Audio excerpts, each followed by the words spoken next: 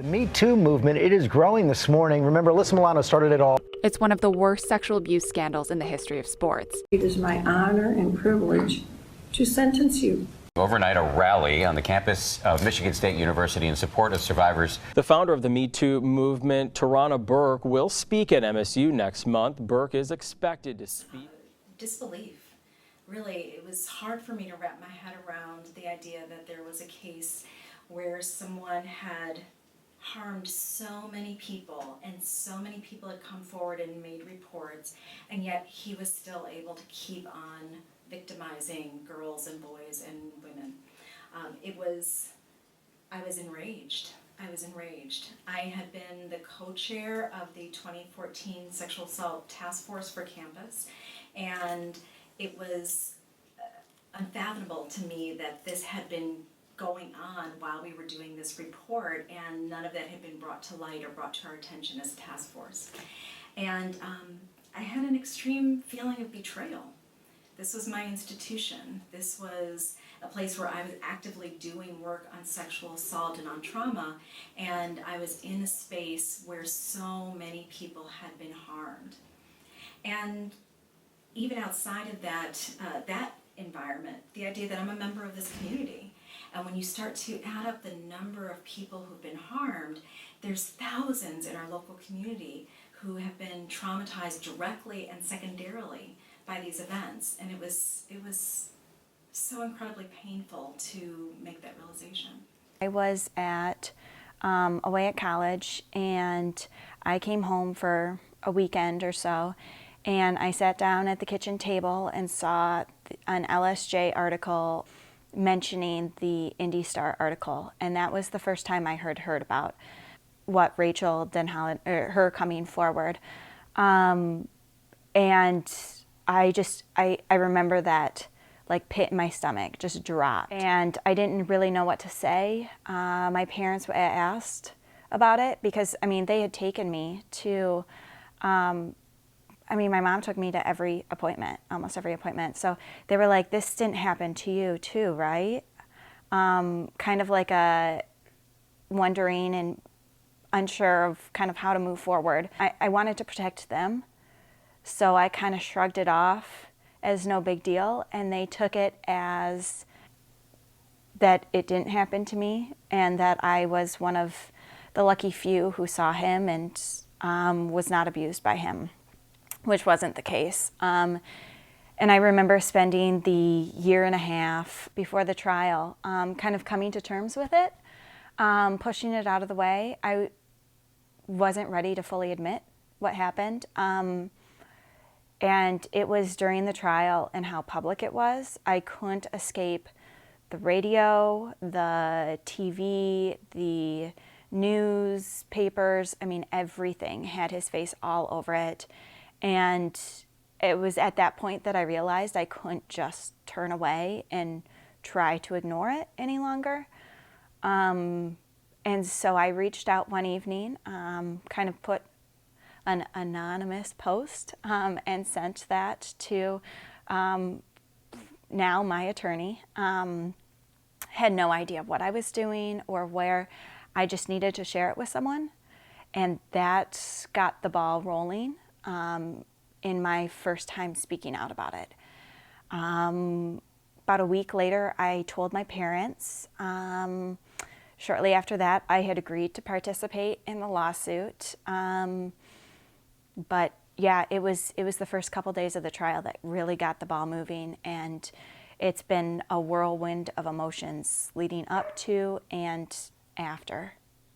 When it first broke would have been September of 2016, and I was not yet at MSU. It was around the time, I think there were conversations, the very beginning conversations about looking for a new director, and I wasn't sure. And then the depth of it was really only once I arrived, which was here in July of 2017, that the true seriousness of it, I think, kind of overwhelmed a lot of us on the faculty and so forth.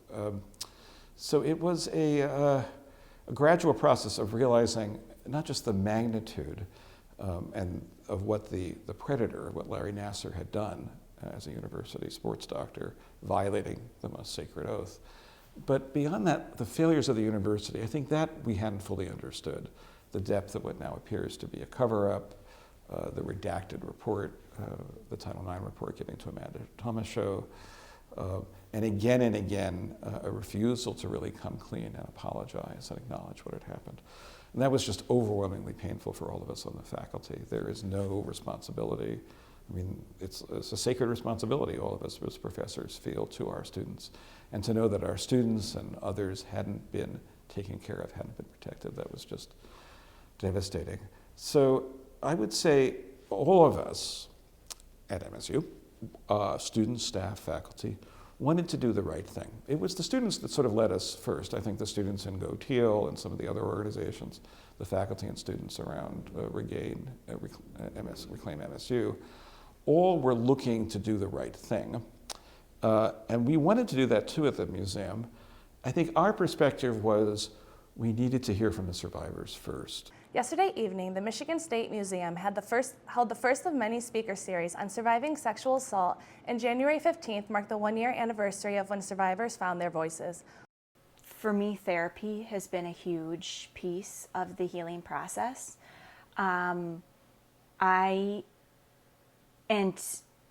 Through therapy, I've been able to start to connect the dots a little bit on what happened. Because my brain remembers pieces, but it's been kind of scrambled. And sometimes I have a hard time figuring out what happened, when, and where. And so it's kind of that ability to connect the dots. I stopped seeing him in 2010 when I developed an eating disorder, severe anorexia. And it was because of that I no longer had to see him. When we think about trauma as a general term, we often will use it as a psychological or an emotional response that individuals have following a stressful event. But we can also think about defining trauma as post-traumatic stress disorder, or the way that they do for post-traumatic stress disorder. And there we define trauma as an extreme response that begins to impair their overall functioning and interfere with their ability to go about their normal day. And this will be in response to an event where they thought they were going to experience, or they were threatened with experience, or actually did experience a threat to their physical integrity, a time where they thought they were going to be severely injured or harmed or experience death. But it can also happen if they hear about such an event happening to someone they care about or someone they love, or if they're repeatedly exposed to traumatic information or video or even audio as it relates to work. So trauma can happen through a variety of different forms. I think it's always been a topic that we've been interested here at the MSU Museum, how, like many museums, how people who have been through traumatic experiences heal, remake their own life worlds. But our particular involvement really began a little more than a year ago. In early 2018, we were all devastated listening to the trial. We were overwhelmed by the courage of the sister survivors during the victim impact statements in the two trials. And then something special happened. It was a very dark moment in the history of the university, of course, and then the one ray of light was over 200 beautiful teal ribbons began to appear across the campus around all our beautiful campus trees. And we later learned that those had been put up by the mothers, primarily of the survivors and their allies. And the sister survivors would sometimes come and visit those trees, and the mothers would come and pray or reflect. And in the middle of a very challenging period through winter snows and all those terrible spring floods, and the sense that as we learned every day in a new way, that the university had betrayed the survivors in so many ways, we all felt here at the MSU Museum, well, maybe we can do something to help. Maybe we can chronicle this story. And we weren't exactly sure what to do. And then a crisis struck, and it was in July of 2018 that we began to see, we're a natural history museum, so we were really interested in this, a gypsy moth infestation. And strangely enough, it was the moths that brought us all together. So gypsy moths like to eat the leaves of trees, and then during the day they tend to retreat into the bark of trees. But in this case, they were retreating into the teal bows, the tulle, the netting of these 228 ribbons. And that was very dangerous for the future of the trees, because as they moved in from eggs to chrysalis stage, caterpillar to chrysalis to eventually into moth stage, there was an enormous risk that that would lead to the defoliation, the destruction of hundreds of hardwood trees on campus. So the word came down that the ribbons clearly needed to be taken away and perhaps burned. And we knew that that would be devastating for the mothers and for the sister survivors. So the museum reached out, we talked to administration, we worked with landscape services to come up with a compromise. And the compromise was that the museum would save the ribbons for future posterity. They were an important part of the scientific and cultural history of the campus. But only the mothers would be allowed to untie the ribbons. The people who had tied the ribbons would take them off. They would be respectfully then given to the museum staff who knew how to protect them, and we put them in special bags to be conserved. So that was the deal we worked out, and on a beautiful July evening, just 9 months ago, we all came together and did that. We held our hands quietly around a very large tree in front of the museum, and off came the ribbons one by one.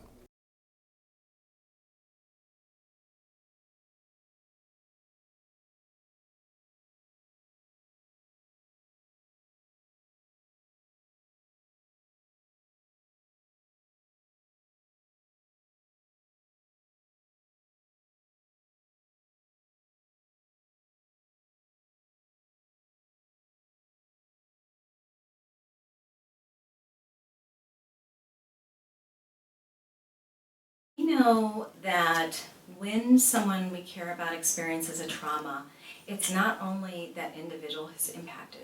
Everyone who knows them, who cares about them, who loves them, is deeply impacted and forever changed as a result of that trauma. So we see, one, there can be additional trauma in the family members or in the people that care about them because they have concerns about their own safety and their well-being. Could this thing that happened to the person I love also happen to me? It can also trigger, if they have past histories of trauma, especially trauma that is similar to that event, where now those emotions and those responses are coming back to them even though they weren't the person in that moment that experienced the traumatic event, but their past memories are now flooding them. It can also challenge their sense of who they are as people. Imagine, for example, Gabrielle Union talks about having been brutalized at work, and that when she came home and she had to look at her father, she could tell that he was fundamentally changed, that he now recognized that he lived in a world where he couldn't protect his daughter. And so a partner, a loved one, a parent, their sense of who they are in that role can be fundamentally different after trauma. And we also know that there's an intergenerational transmission of trauma, that when individuals have these kinds of events, it changes the way their body reads their DNA, and that can be passed on to future generations. It definitely does impact everybody around me. It's not just me. My parents, I mean, even going back to 2010 when I stopped seeing Larry, my parents had to almost like stop everything to help take care of me because I wasn't taking care of myself and didn't have the language to share what was going on and do it on my own. So, I mean, they dropped everything in order to help me recover from my eating disorder. They helped me find therapy. They've been so instrumental, but at a cost to them. I know this process has not been easy for them, and they've made a lot of sacrifices, some of which are not fair to have to make. And I mean, the rest, my parents and sister are also in therapy talking about it. It's going to be a journey for all of us. I know, like, my mom's more than willing to talk or listen to what I have to say and open up, but we don't really talk about it still. We're not in that space yet to be able to share and to talk about what happened. She's in her own personal healing process before we can do it jointly.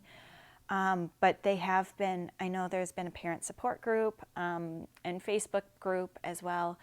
And so they've been doing a lot of that. My sister's out in California, so she's not as close, which makes her healing just look different. Doing a lot of personal healing. I think it started to bring us closer, though. My sister didn't understand what happened in 2010 and why I kind of had a 180 flip after what happened. And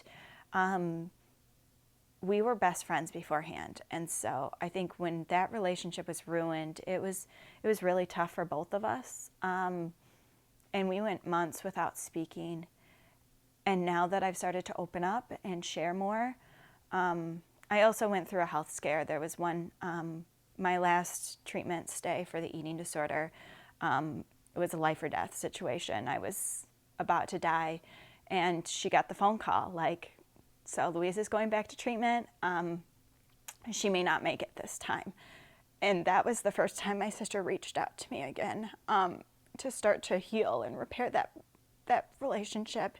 And since then, I've started to open up to her, and we've both found mutual healing in that relationship. We'll talk, FaceTime, once a week or so. It's hard with her being in California. She's so far away, but we try, and we visit. She'll come back to Michigan every once in a while. I'll fly out to California. So there's that piece. My boyfriend he deals with it too.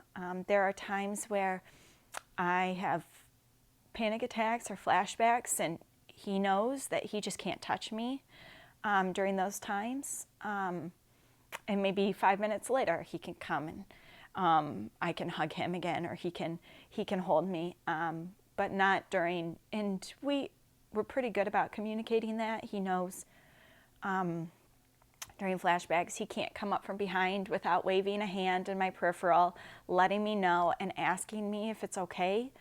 I do get really jumpy around people sometimes, and going in for hugs. So those who are close to me are impacted, but they also, I think we're at a place where we're able to communicate a lot better. And I think that's been one, silver lining to this whole situation, I would say. Not that I would ever want to go through this ever again in my life, but I think I've built stronger relationships from it and better communication styles, and being able to share and open up, which has been really cool. But again, it's come at a cost, and so it's a lot of individual and group work talking about it. Parent support groups, family support groups, in addition to survivor support groups and things like that. It's an interesting question. What is art? Art is among the most ancient forms of human expression, maybe the most ancient. Art is what perhaps makes us most human. But the roots of art are not only in joy, they're also in pain and suffering. It turns out. And as far as we know, when art starts to emerge, maybe 50 to 60,000 years ago, around the time of what we call the creative revolution in the history of our species, it may have been a very challenging time for our ancestors. It's really, art really starts to go into an efflorescence maybe 35,000 years ago during the last ice age. So it's a time when human beings are really learning how to depend on each other, and probably are responsible for taking pain and suffering, including all the things that happen during hunting and moving into new environments, and reaching into that sort of wellspring of common suffering, and through collective solidarity, creating something new and profound. And that's what we see in the ancient, as an anthropologist, I'm interested in the very ancient cave paintings that we know that have survived in Southern Europe, but we see similar kinds of wonderful sculptural work out of Africa, and really all around the globe as our population is expanding. And art seems to be a way of engaging in what we might call attunement. Each of us is an individual mind. We don't have ESP, but through music, through dance, through visual creativity, we can create something that's larger than ourselves. And I think that's what we've seen in this process. The survivors decided they wanted to have an exhibition that was about a process. They selected a title, Finding Our Voice, Sister Survivors Speak. And that struggle for finding a voice, when a voice has been taken away from you, So many of the survivors talk very powerfully about that the primary experience of having their bodily integrity violated made their bodies feel as if it wasn't their own. And their voices were taken away because nobody believed them. For years and years, they tried to report. It is the most terrible thing, as they describe, to have had a tragedy, a crime done against you, and nobody believes you. So that process of regaining voice, regaining body, means reaching into a wellspring of pain, dramatizing that pain, but then going to another step. And that's what art allows us to do.